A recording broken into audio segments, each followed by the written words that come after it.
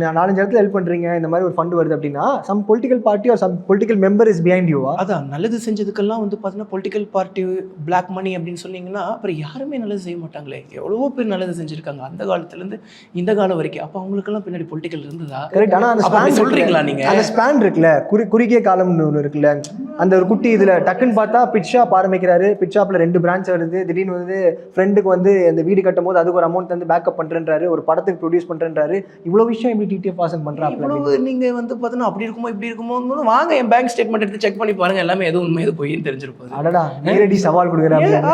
That's all. இல்லை இப்போவே பார்க்கணுன்னாலும் எடுத்து பாருங்க. நம்மளதில் எல்லாமே வந்து பார்த்தீங்கன்னா இப்போது மணி மேனேஜர்னு ஒரு ஆப் இருக்குது.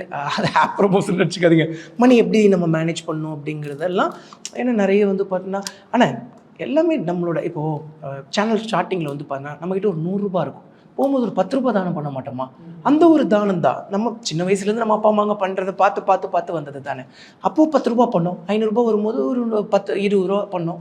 அப்படியே எவ்வளோ வருதோ அதில் வந்து ஒரு சின்ன பார்ட் ஆஃப் டொனேஷன்ஸ் தான் நம்மளை உண்மையாகவே உயர்த்தும். ஸோ கொடுக்கும் கைகள் தான் சுரந்துக்கிட்டே இருக்கும்.